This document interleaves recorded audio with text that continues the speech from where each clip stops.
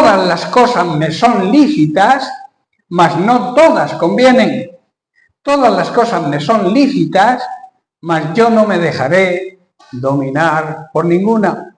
Porque cuando te dejas dominar por alguien, te conviertes en su esclavo.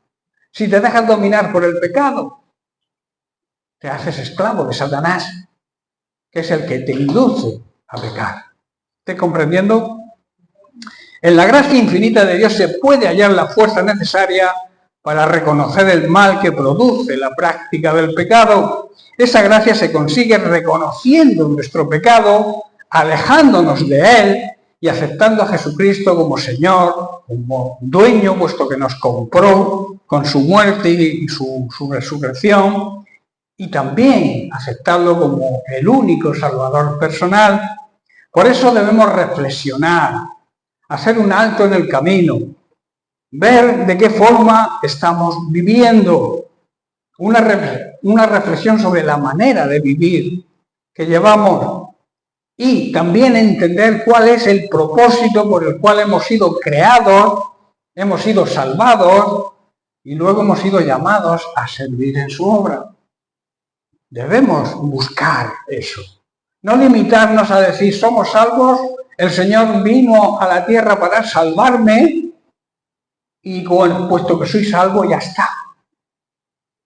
No, el Señor además, cuando te salva, tú te tienes que comprometer a obedecer su palabra y llevar a cabo el plan y el propósito por el cual te ha salvado, que es que seas ejemplo, que seas testigo, testimonio a la gente que aún no lo conoce. Ese es el plan de salvación de Cristo, ese es el plan de salvación ideado por Dios, que se llama Jesucristo. Y cuando nosotros lo conocemos, la Biblia dice, si habéis recibido gratis, tenéis que dar gratis lo que habéis recibido.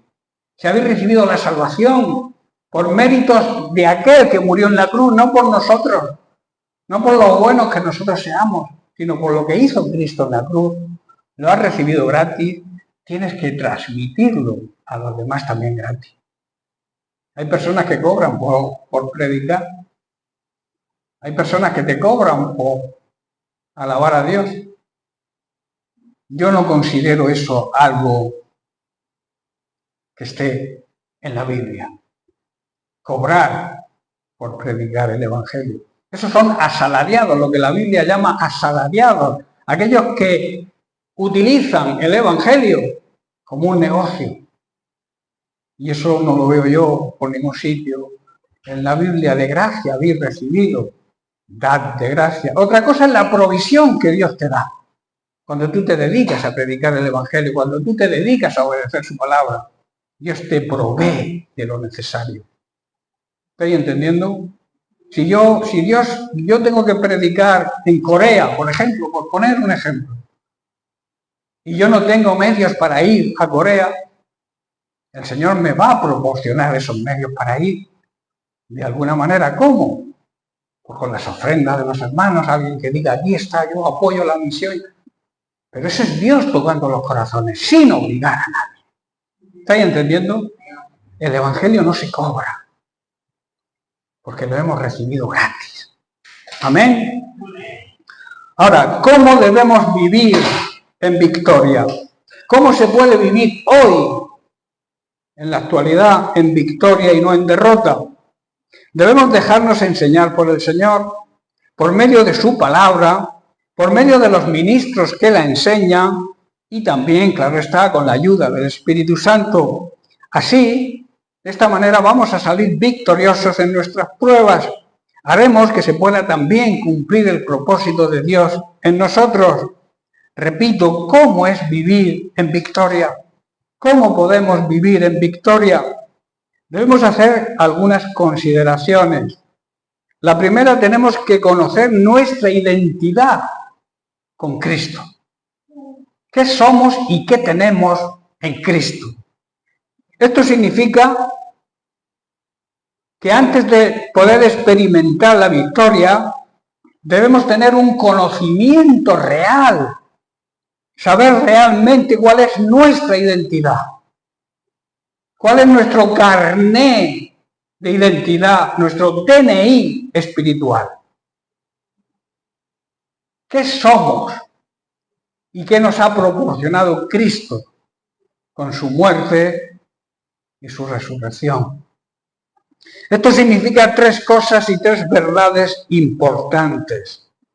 Cuando Cristo murió, nosotros morimos con Él. Segunda, cuando Cristo fue sepultado, nosotros también fuimos sepultados con Él. Y en tercer lugar, cuando Cristo resucitó, nosotros resucitamos con Él. Esos tres puntos tenemos que tenerlos muy claros. El primero es: la muerte de Jesús lleva nuestro nombre. La muerte de Jesús, en la cruz está escrito nuestro nombre. Hemos muerto con Él. ¿A qué hemos muerto? A la vida mala y egoísta y en pecado que vivíamos. Ese hombre ha muerto, esa persona ha muerto. No, la Biblia habla de hombre viejo, hombre nuevo. No es que sea el hombre solo, es el ser humano en general. Cuando se acepta a Cristo, el viejo hombre, la vieja naturaleza muere. Y nuestro nombre está clavado en la cruz. Esta es la razón por la cual Pablo dijo en Gálatas capítulo 2, verso 20: con Cristo estoy juntamente crucificado, y ya no vivo yo, mas vive Cristo en mí. Nuestro antiguo yo ha sido crucificado con Cristo si realmente hemos nacido de nuevo. Ya no vive en nosotros el egocentrismo ni el egoísmo, sino que el carácter y la presencia de Cristo vive en nosotros y los demás lo ven. Vivimos en un cuerpo, digamos, carnal y terrenal, pero nosotros confiamos en el Hijo de Dios, en Jesucristo, quien nos amó y se entregó a sí mismo por nosotros. Nadie lo entregó, Él mismo fue voluntariamente a la cruz para nuestra salvación. Jesús pagó con su sangre la deuda que nosotros debíamos y que no podíamos pagar. Éramos insolventes y que nos hacía vivir en derrota. Repito la cita de Romanos capítulo 6, verso 23. Dice: porque la paga del pecado es muerte, mas la dádiva, la recompensa, la remuneración de Dios es vida eterna por medio de Cristo nuestro Señor. Hermanos, esto nos habla de premio y de castigo. De premio y de castigo divinos. ¿Qué es un premio? Un premio es una recompensa, es un galardón, una remuneración, un pago que se da por algún mérito o por un servicio que hemos prestado. Y un castigo. ¿Qué es castigo? Pena, sanción o correctivo que se impone a alguien que ha cometido un delito o una falta. Vamos a tratar el concepto castigo en su aspecto legal y etimológico. Espérate que voy a cambiar la pila.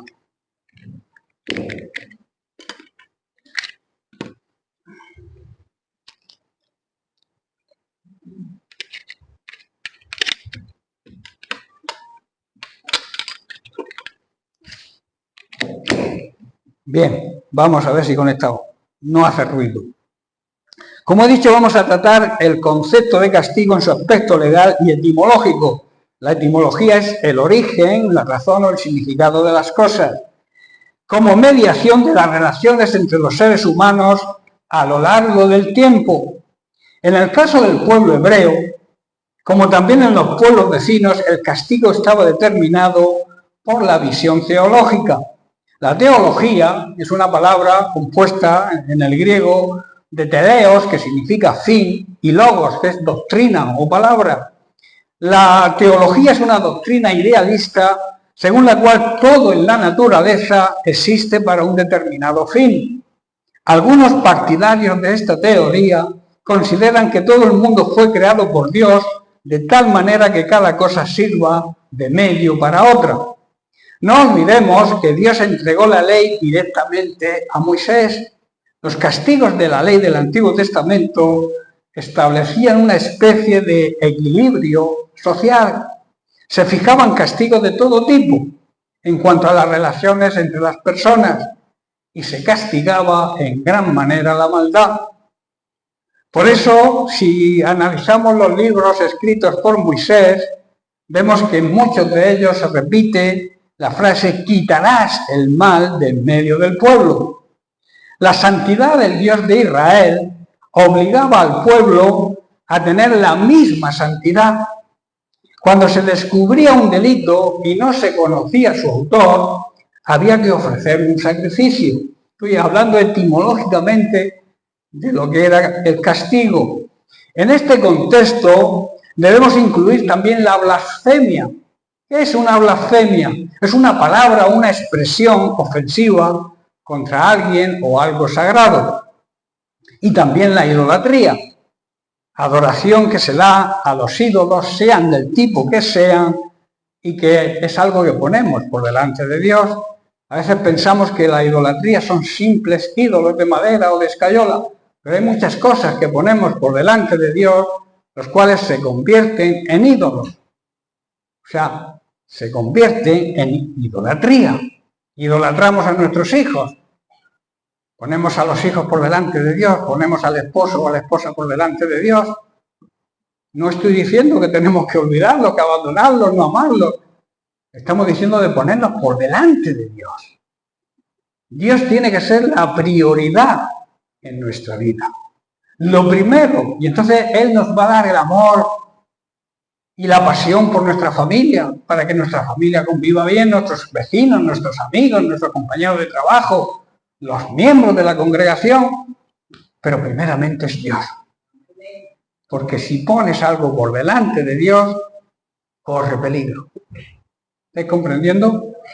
La idolatría. Y también habla que estos pecados se castigaban en el tiempo de Moisés, en el Antiguo Pacto, en el Antiguo Testamento, se castigaban con la muerte. La blasfemia y la idolatría se castigaban con la muerte. Imaginaos hoy si lo hiciéramos. Estos delitos contaminaban a todo el pueblo y podían acarrear la cólera, la ira santa y justificada de Dios y por lo tanto la destrucción no solo del culpable, sino también de toda la nación. ¿Qué quiere decir esto trayéndolo a la actualidad? Que un pecado de un hermano en la congregación repercute a toda la congregación. Va a repercutir, claro está, en la persona que vive en pecado, que comete el pecado, pero también nos está perjudicando a los demás. Por eso nuestra obligación es detectar el pecado y a erradicarlo del medio del pueblo, del medio de la congregación. Eso sería hoy muy duro hacerlo. Por eso llamo a aquellos que viven en pecado, es una llamada de atención a que nos están perjudicando al resto de la congregación cuando una persona comete pecado y no se arrepiente y sigue pecando. Repercute en toda la congregación. O sea, tú podrás decir, yo puedo hacer lo que yo quiera, sí, pero lo que tú haces, si te llamas cristiano, si vives, si pretendes seguir a Cristo de verdad, tienes que abandonar el pecado, porque te haces daño a ti, a tu propia familia, pero también a la congregación. ¿Estás comprendiendo, hermano? Los pecados de un solo miembro del pueblo repercuten en el resto de los miembros. También en la ley de Moisés, algunos delitos ofrecían a los parientes la posibilidad de vengarse. Se le llamaba la ley del talión, que era ojo por ojo y diente por diente. Entre otros delitos estaba el adulterio, el deshonrar a los padres, el asesinato y el rapto. Todo esto entraban en la, digamos, ley del talión. Bueno, talión. se mezclan, se cambian las letras y se traba la lengua. Recordemos que esta ley fue abolida por Cristo. Ojo por ojo y diente por diente, decía la ley. Y lo decía en Levítico capítulo 24, versículos 19 al 20. Esto decía la ley. Y el que causare lesión en su prójimo, según hizo, así le sea hecho. Rotura por rotura, ojo por ojo, diente por diente. Según la lesión que haya hecho a otro, tal será a él. O sea que si yo le sacaba un ojo a alguien, la ley decía que un pariente de ese alguien podía sacarme el ojo a mí. ¿Estáis comprendiendo? Estaba autorizado legalmente para hacerlo. Como he dicho, esta era la ley del talión, a la primera. Castigo que debe ser igual, digamos, al crimen cometido. ¿Estáis comprendiendo? Esto significaba que se debía recibir el mismo daño que has producido. Pero Jesús, como he dicho, abolió esta ley. Jesús en Mateo capítulo 5, versículos 38 al 39, ya marcando la ley del nuevo pacto, cita la ley mosaica para decir cómo se debe combatir hoy la maldad. Él dijo en el verso 38, oísteis que fue dicho, ojo por ojo y diente por diente. Pero yo os digo, no resistáis al que es malo. No tratéis de vengarse, quiere decir, de quien te haga daño. Antes, a cualquiera que te hiere en la mejilla derecha, vuélvele también la otra. Esto es una frase que no gusta a la gente hoy en día, poner la otra mejilla. Estas palabras de Jesús, repito, no tienen una buena aceptación hoy, y sobre todo en las personas que no creen. Yo ayer mismo, hablando con mi hermano, que le hicimos un homenaje a mi madre, nos juntamos todos los hermanos, hablaba con uno de ellos y yo le decía, porque él me pincha, pues sabe lo que creo, y él me pincha. Y entonces yo le pregunté, ¿tú serías capaz de perdonar a alguien que te hace daño? En la vida. Eso es lo que el mundo piensa. O sea, la ley del perdón a nuestros enemigos. El mundo no lo ve. El mundo se quiere vengar de aquel que te hace daño. Pero Jesús nos está diciendo otra cosa. Hay muchos cristianos que tampoco entienden esto. Debemos fijarnos para entender esto en el contexto y en el tiempo en que Jesús lo dijo.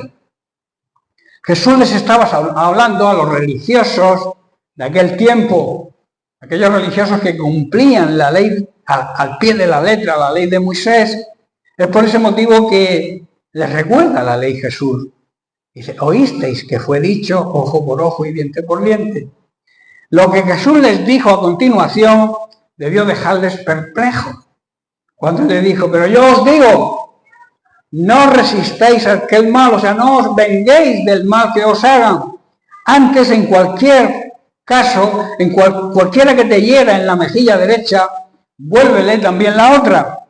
¿Qué significa, realmente, qué significa hoy poner la otra mejilla?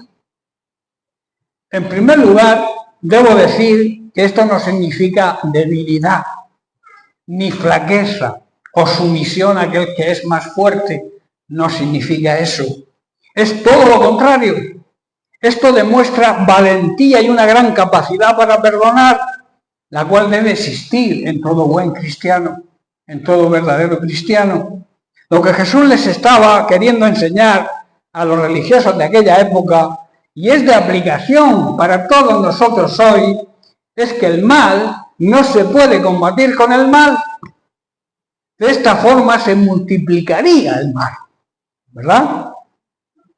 Jesús le dijo en Mateo 24, versículos 12 y 13, y por haberse multiplicado la maldad, el amor de muchos se enfriará.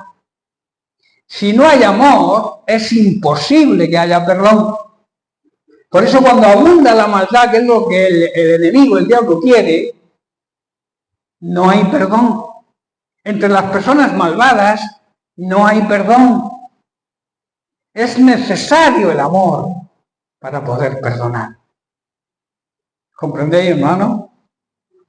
Dice el verso 13, más el que persevere, el que se mantenga firme en amor, hasta el fin, este será salvo, este conseguirá la victoria sobre la maldad. Muchos de los conflictos de la actualidad en la humanidad es precisamente por la maldad del ser humano. Ambición, codicia, egoísmo, ansias de poder, todo esto conlleva a la maldad. Y entonces se repele la agresión. ¿Cómo? Con otra agresión. Hasta que vence ¿quién? El más fuerte. Los conflictos, si se actúa así, van a generar más conflictos. No se van a acabar. Cuando tú devuelves mal por mal, cuando tú te vengas de algo que te han hecho, se multiplican los conflictos. No se eliminan. En Proverbios capítulo 26, verso 20, Salomón declara lo siguiente: sin leña se apaga el fuego, ¿verdad? Y donde no hay chismoso, cesa la contienda. El chisme es el fuego que enciende los conflictos. Y en el versículo siguiente dice: el carbón para brasas y la leña para el fuego. Y el hombre rencilloso, o sea, el hombre guerrillero, peleante, para encender la contienda. El buscapleitos inicia disputas con tanta facilidad como las brasas calientan y encienden el carbón. O el fuego prende la madera. Tiene una habilidad especial para generar conflictos. La persona guerrillera, el buscapleitos, hay quien su hábitat es ese. Buscar pleitos, iniciar contiendas. Hermano, Jesús nos enseña otra cosa, otra manera de ver las cosas. No resistáis, no hagáis frente a aquel que hace maldad. Al contrario, al que te hace un mal, devuélvele un bien. Y esto es precisamente lo que significa poner la otra mejilla.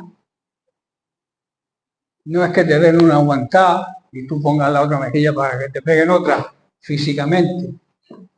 Lo que está diciendo es eso, que no podemos devolver mal por mal, sino cuando te hacen un mal, tú le haces un bien. Eso significa que puede llegar a ser tu amigo aquel que era tu enemigo. Cuando tú hagas eso, y lo más importante, puede que se haga amigo de Dios y se convierta y Dios lo pueda salvar. Pero si tú le devuelves otra bofetada, si tú le haces un mal, es imposible que esa persona vuelva a ser tu amigo y esa persona se convierta. ¿Estás comprendiendo, hermano? Así lo entendió Pablo y por eso dice en Romanos capítulo 12, verso 20: así que si tu enemigo tuviere hambre, déjalo morir de hambre. Dale de comer. Si tuviere sed, dale de beber.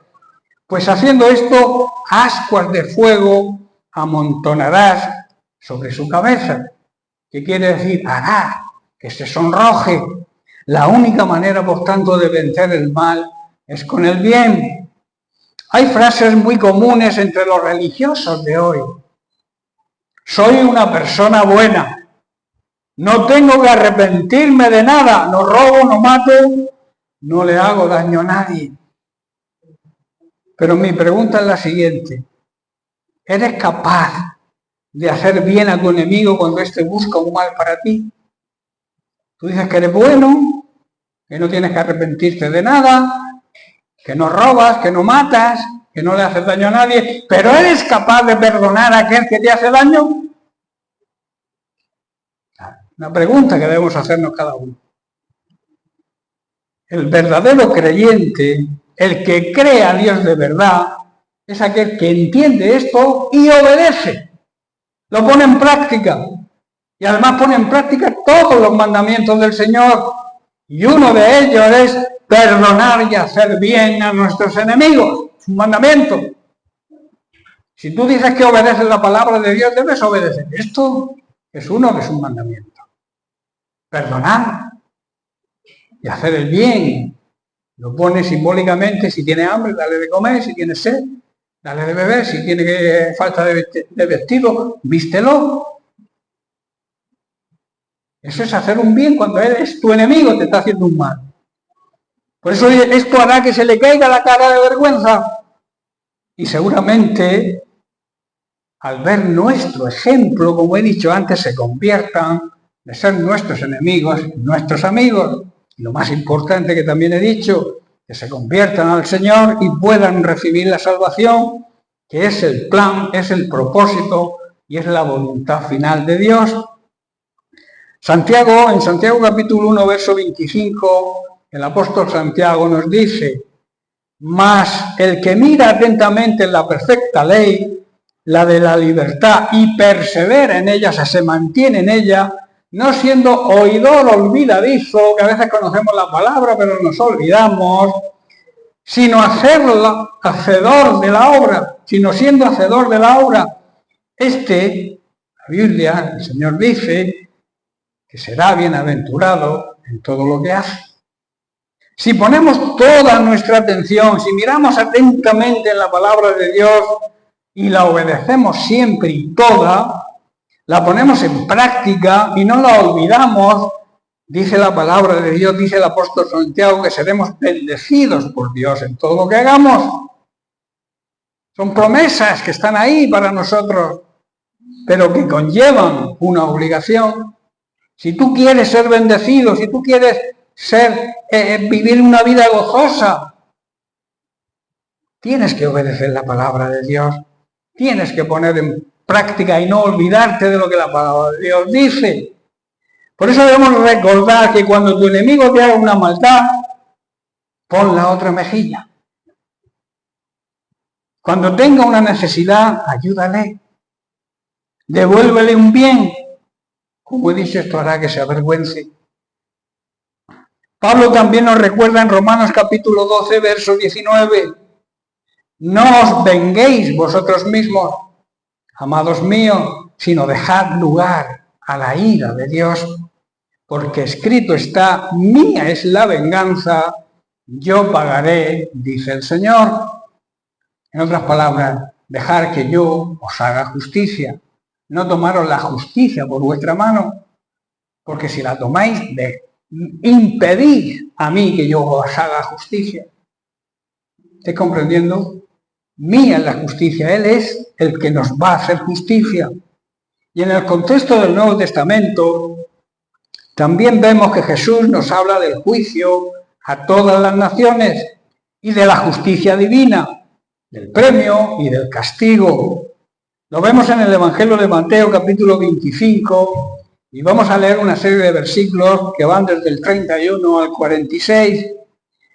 Dice así: cuando el Hijo del Hombre venga en su gloria y todos los santos ángeles con él, entonces se sentará en su trono de gloria y serán reunidas delante de él todas las naciones, y apartará los unos de los otros, como aparta el pastor las ovejas de los cabritos.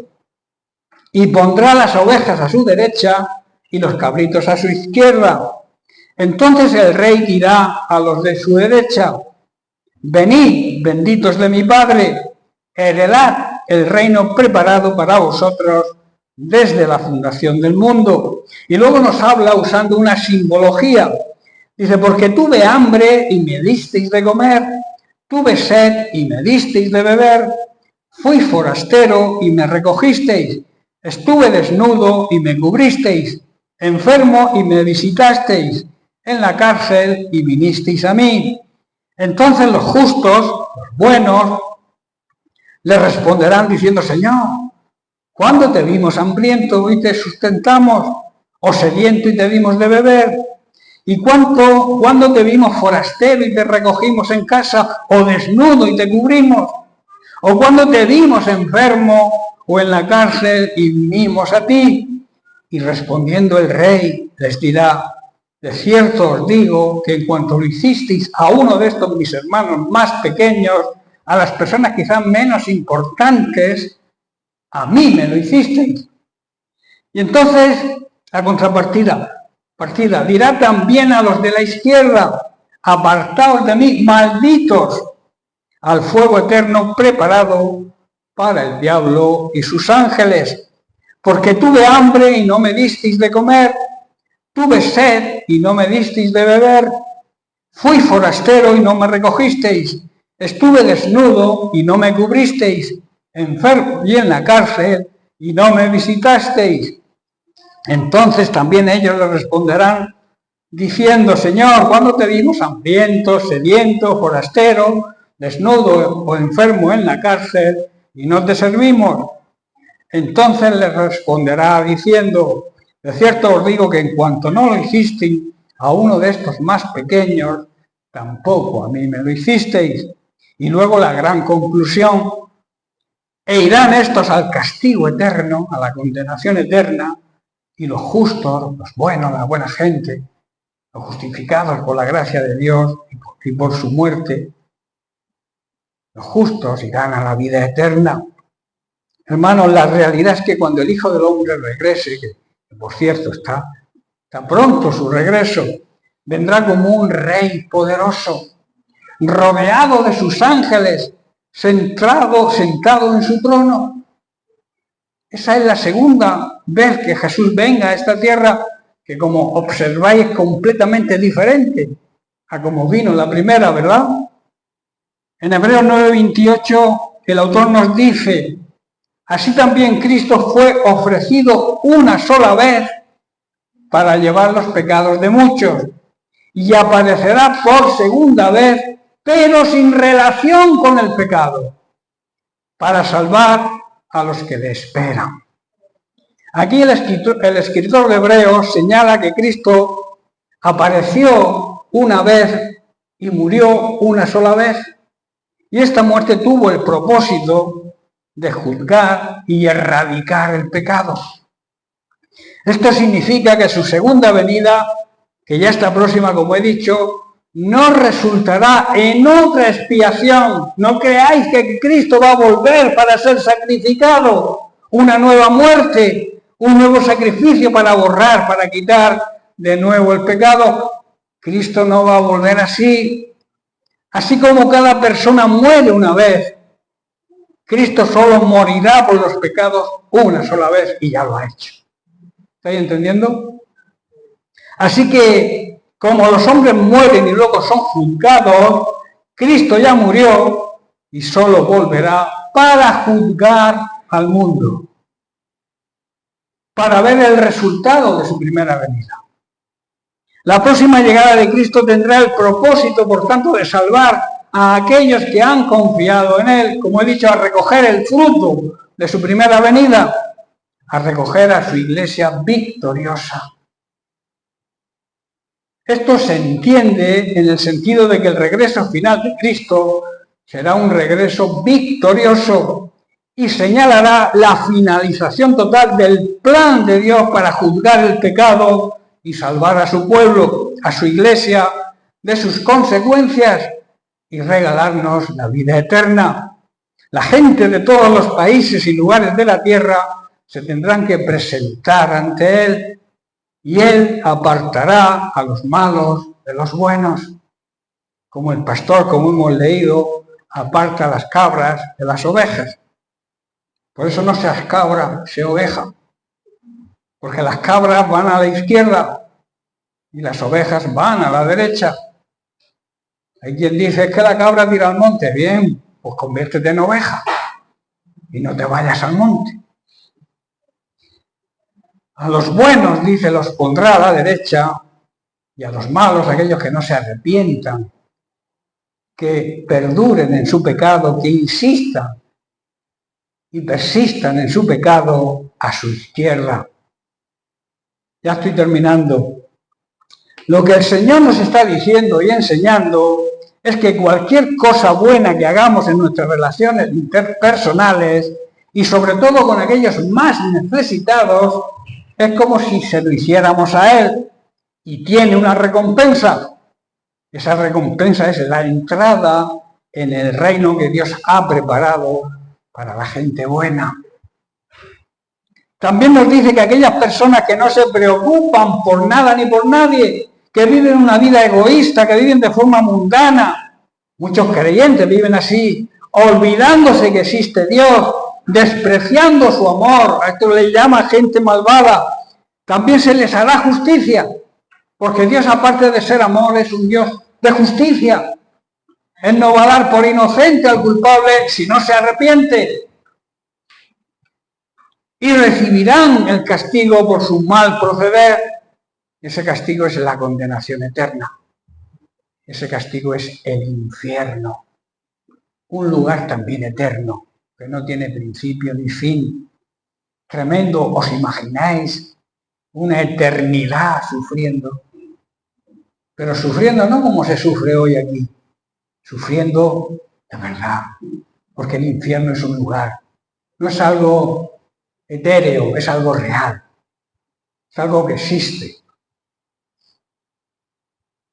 Y que irán todos aquellos malvados, la gente malvada, aquellos que no se arrepientan, aquellos que persistan en el pecado, aquellos que se obstinen en el pecado y que desprecien el amor de Dios, tienen también su recompensa, la condenación eterna. La gente malvada, repito, recibirá un castigo interminable, un castigo eterno. El infierno que Dios no preparó para nosotros, hermanos. Dios no preparó el infierno para su creación humana. Dios preparó el infierno para el diablo y los ángeles que le siguieron. Pero cuando nosotros seguimos la misma trayectoria de Satanás y de sus ángeles, vamos al mismo lugar. No sé si entendéis. Dios no quiere que nadie se condene. Por eso, repito, no creó el infierno, no lo creó para nosotros. Lo creó para Satanás y los ángeles que se rebelaron junto con él. Los que obedecen a Dios van a recibir el premio de la vida eterna, la cual pueden disfrutar como un anticipo de esa herencia aquí en la tierra hoy. Hermanos, esta es la promesa y la aplicación de la justicia divina. Sabéis que tú te podrás escapar de la justicia humana mediante un buen abogado, buenas mentiras. Te puedes escapar siendo culpable de la justicia humana, pero de la justicia divina nadie se va a escapar. Por eso piensa en la eternidad. La vida es relativamente corta, es efímera, dura muy poco. No nos damos cuenta. Yo hace 4 días creo que me casé con Marisa y llevamos 49 años, toda una vida. Y parece que fue ayer cuando estaba en la carroza subida y le dije, baja, en la fiesta de su pueblo. Parece que fue ayer, ¿verdad, Marisa? ¡Pum! Y luego somos bisabuelos. La vida aquí en la tierra es efímera, muy corta. Por eso no pienses en tu vida terrenal, piensa en la vida eterna. Haz caso a la palabra de Dios cuando dice, piensa en las cosas de arriba, porque las cosas de arriba son eternas, las cosas de aquí, efímeras, y todo se va a acabar. Todo lo que hay en esta tierra será fundido. Todo va a desaparecer, pero el que permanece en su palabra, permanece junto con su palabra para siempre. La eternidad, la vida eterna, es lo que debes pensar como prioridad antes de lo que te ofrece este mundo. ¿Este mundo qué ofrece? Hermanos, ¿qué satisfacciones ofrece? Placeres de nuestros sentidos que duran muy poco tiempo. Las cosas de arriba son eternas, son para siempre. Lo mismo que la condenación también es para siempre. Por eso, cuídate de no perder tu salvación. Cuídate con temor y temblor, como decía Pablo. Recapacita, analicemos nuestra vida. ¿Estamos agradando a Dios? ¿Estamos viviendo en pecado? ¿O estamos viviendo en la santidad que Dios nos exige? Sed santos, dice el Señor, como yo soy santo. Si queréis participar de mi gloria. Jesús, cuando cargó con tu pecado y con el mío, el Padre tuvo que abandonarlo, porque Dios no puede tener relación con el pecado. Donde hay pecado, no está Dios. Y donde está Dios, no hay pecado. Por eso cuando Cristo cargó con nuestros pecados, dice que el Padre miró hacia otro lado y Jesús dijo, Padre, ¿por qué me has abandonado? Él sabía por qué. Porque estaba cargando con todo el pecado de la humanidad. Y esto es digno de analizar y de tenerlo en cuenta cuando la tentación nos viene a pecar. Aquel que no cometió pecado murió por nuestros pecados. Así que os dejo con esto, con las promesas de Dios, del premio de la vida eterna, pero también con la promesa de que existirá un castigo para aquellos que se rebelen contra el amor de Dios. Cuando no acepten el amor de Dios. Dios sigue amándonos, aunque le rechacemos. Eso es algo que tampoco podemos entender con la mente humana. Aunque tú rechaces a Dios, Él sigue amándote y sigue dándote oportunidades cada día para que te arrepientas y te vuelvas a Él. Pero va a llegar un día en que se cierre la puerta. Va a llegar ese día. Él está retardando su venida porque no quiere que nadie se condene. Pero va a llegar el día en que va a regresar y la puerta se cerrará. Y llamaremos y llamaremos y la puerta está cerrada. Habéis tenido toda una vida de oportunidades para aceptarme, nos dirá el Señor. Y nos dirá, no os conozco, hacedores de maldad. En cambio, a los justos, a la buena gente le da, bienvenidos al reino que Dios ha preparado para la gente como vosotros. Amén. Es digno de tener en cuenta todo esto. Que Dios les bendiga.